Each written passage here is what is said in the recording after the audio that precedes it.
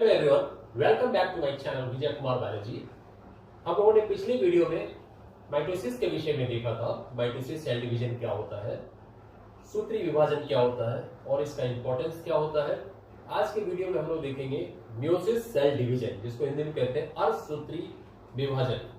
Meiosis cell division takes place in reproductive cells at the time of gamete formation, and in plants it takes place at the time of pollen grains and embryo set formation.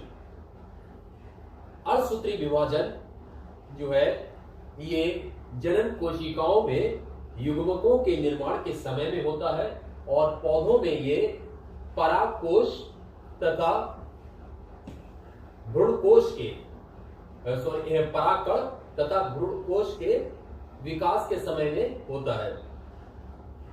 Division Jin sales में meiosis division हो रहा है उसमें number of chromosomes diploid होते हैं।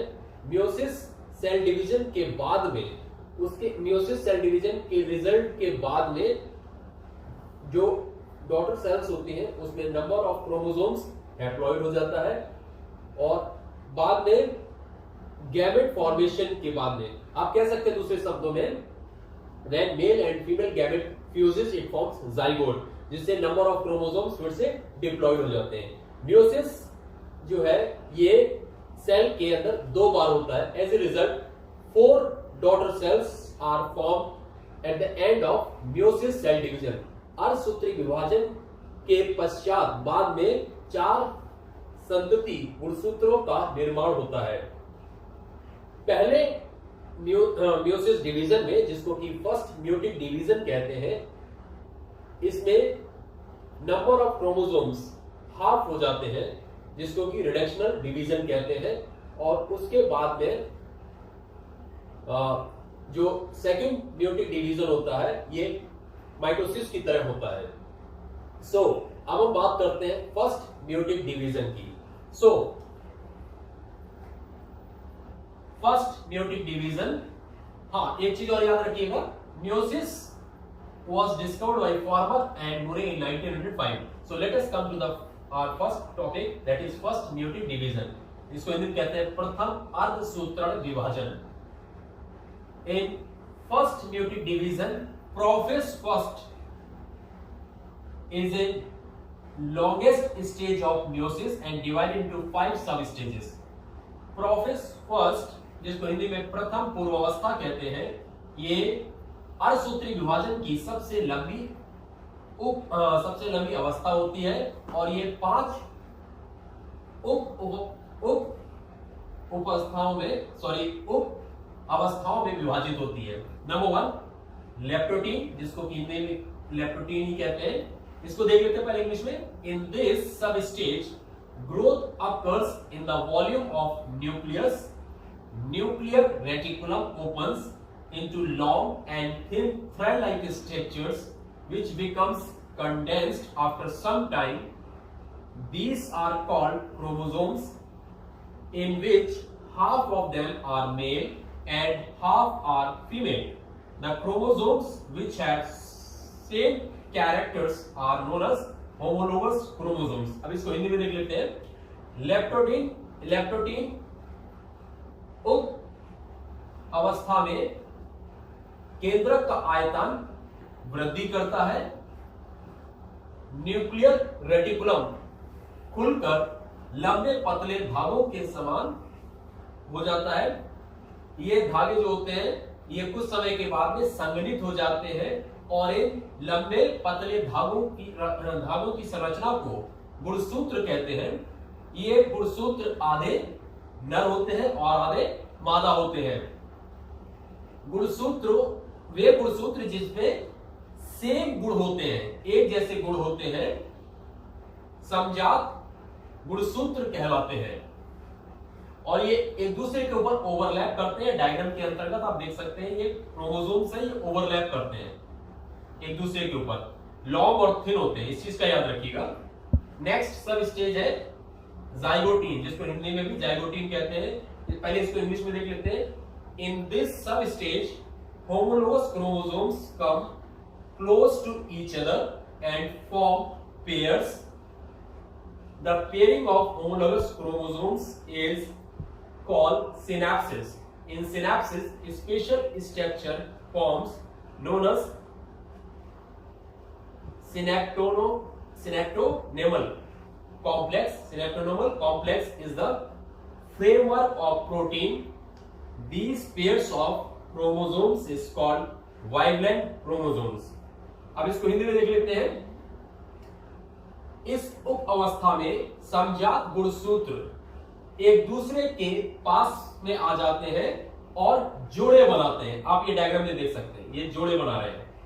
ये same characters वाले गुणसूत्र होते हैं, इनको समजात गुणसूत्र कहते हैं और इस क्रिया को सिनैप्सिस कहते हैं. सिनैप्सिस में विशेष प्रकार का सिनैप्टोनेमल कॉम्प्लेक्स होता है. ये सिनैप्टन कॉम्प्लेक्स प्रोटीन का बना हुआ एक ढांचा होता है. वे जोड़े जो गुणसूत्र का जो जोड़ा बनता है उसको वाइवलेंट क्रोमोसोम्स कहते हैं. ये वाइवलेंट क्रोमोसोम्स कहलाते हैं. Now third one, pachytene. इसको पहले इंग्लिश में देख लेते हैं. In this sub stage each chromosome seems to be torn in length. As a result, in each pair 4 chromatids appears. This condition is called tetravalent tetrad. इसको हिंदी में देख लेते हैं. इस उप अवस्था में प्रत्येक गुणसूत्र लंबाई में फटा हुआ दिखाई देता है. ये देखिए, ये गुणसूत्र जो है लंबाई में नीचे से देखिए खुला हुआ है, तो इसको फटा हुआ से दिखाई देता है. इस प्रकार से एक जोड़े में 4 क्रोमेटिड्स दिखाई देते हैं. इस प्रकार से ये जो 4 क्रोमेटिड्स बनते हैं इसको कहते हैं इंग्लिश में टेट्रावैलेंट टेट्रेड और हिंदी में चतुर्योजक.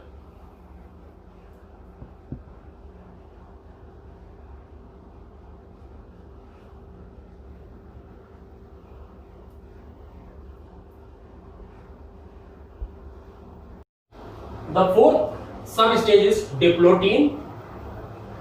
In this substage, chromosomes becomes more condensed, and each chromatid of paired chromosomes starts separating from each other, but not fully separates and remain attached with some points known as chiasmata.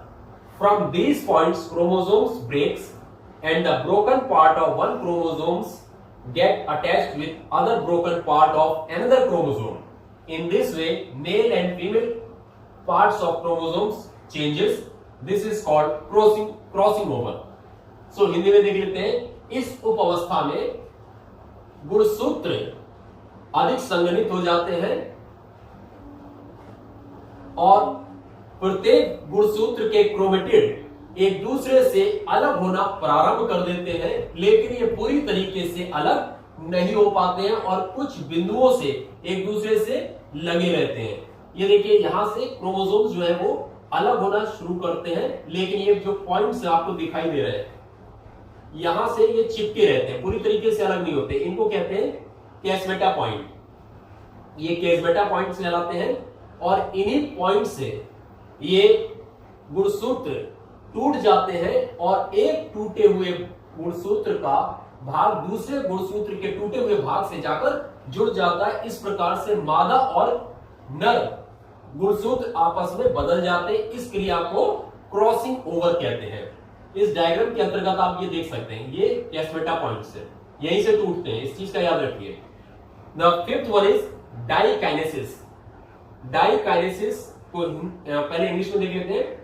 It is the last sub stage of prophase first. Chromosomes becomes more coiled, nucleolus disappears, chiasmata goes to the arms of chromosomes. It is called terminalization.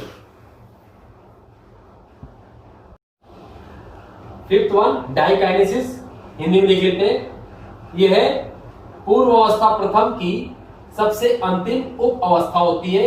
इसमें गुणसूत्र जो है वो अधिक कुंडलित हो जाते हैं, केंद्रिका गायब हो जाती है, केस्मेटा जो है वो गुणसूत्र के भुजा के दूर चला जाता है, वो वहां के किनारे चला जाता है और इस क्रिया को टर्मिनाइजेशन कहते हैं। प्रोफेज फर्स्ट में 5 सब स्टेजेस होती है, उसके बाद में मेटाफेज फर्स्ट, एनाफेज फर्स्ट और टेलोफेज फर्स्ट, ये सेम स्टेजेस है जैसे कि मिटोसिस में होती है। और मियोसिस फर्स्ट के बाद में सेकंड मियोटिक डिवीजन शुरू होता है। सेकंड मियोटिक डिवीजन जो है वो सेम है जैसे कि मैंने आपको माइटोसिस बताया था। उसके बाद आपका शुरू होगा prophase second, metaphase second, anaphase second, telophase second. So this is all about meiosis, अर्धसूत्री विभाजन को हमने इस प्रकार से देखा है। Thank you.